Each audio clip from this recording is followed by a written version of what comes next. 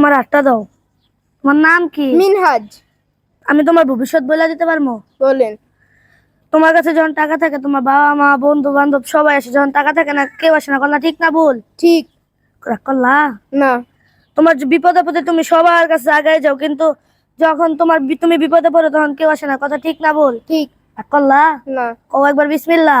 বিসমিল্লাহ। কও একবার সুবহানাল্লাহ। সুবহানাল্লাহ। রাগ করলা? না। এই তোমরা কি শুরু করছো? হ্যাঁ, বিসমিল্লাহ সুবহানাল্লাহ, হ্যাঁ রাগ করলা। আরে এগুলো তো করবে তারা যারা ইসলাম সম্পর্কে বুঝে না। তোমরা জানো গণকের কাছে হাত দেখানো কত বড় অন্যায়? নবীজি বলছে যারা গণককে হাত দেখায় তাদের 40 দিনের ইবাদত আল্লাহর কাছে গ্রহণযোগ্য হয় না। এছাড়াও বিসমিল্লাহ কত দামি শব্দ।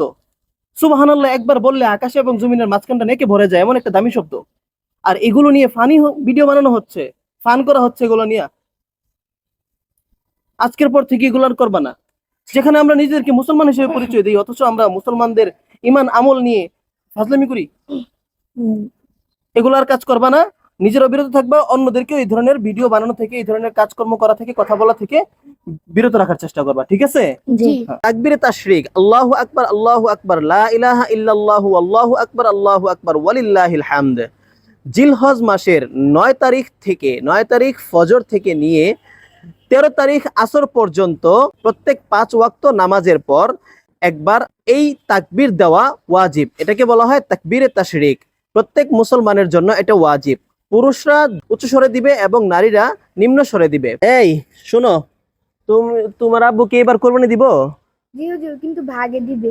ভাগে দিবে না? জি। শোনো তাহলে একটা কথা শোনো, ভাগে যদি দেয় 7 জনের বেশি যেন না হয়।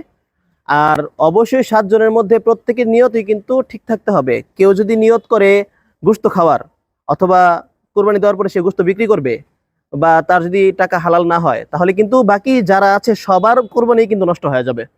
বুঝতে পারছো? জি। হুজুর, কুরবানির কতদিন পর্যন্ত গরু কুরবানি দেওয়া যায়? কোরবানির সময় 10 তারিখে তো কোরবানি, 10 তারিখের বেলা ওঠার পর থেকে 12 তারিখ সন্ধ্যা পর্যন্ত, এই 3 দিনে যে কোনো সময় কোরবানি দিলে দেওয়া যাবে, কোনো সমস্যা নাই। তবে কোনো কারণ ছাড়া দেরি না করাটাই ভালো। বুঝতে পারছো? জি। ঝিঙ্কা চিকা ঝিঙ্কা চিকা ঝিঙ্কা চিকা। কি শুরু করছো?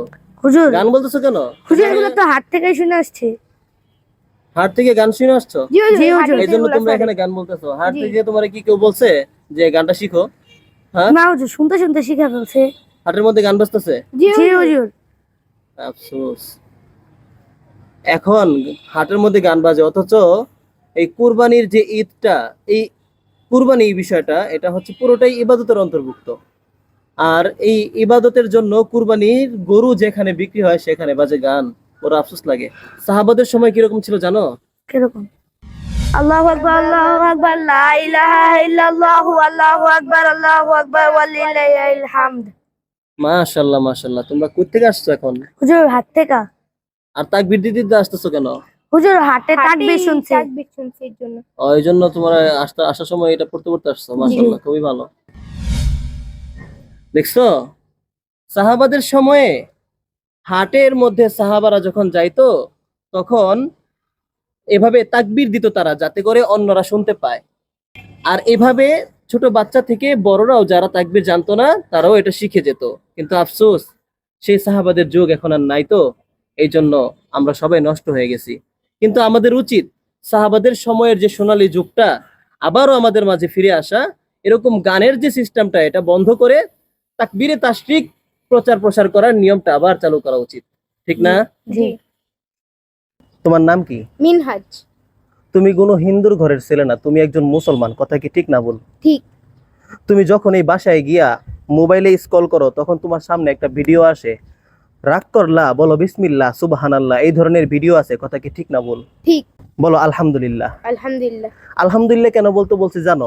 কারণ তোমাকে আমি একটা শিক্ষণীয় বিষয় শিখাইতে আসছি, এই জন্য শুকরিয়া আদায় করতে হয়, বলতে হয় আলহামদুলিল্লাহ, কথা কি ঠিক না বল? ঠিক। রাগ করলা? না। যদি রাগ না করে থাকো তুমি আমার একটা উত্তর দাও। এই যে আমি তোমার হাত দেখতেছি, এভাবে হাত দেখা কিন্তু অন্যায়, এটা কি তুমি জানো? জি। তবুও গণকের কাছে গিয়ে মানুষে অনেকে হাত দেখায়।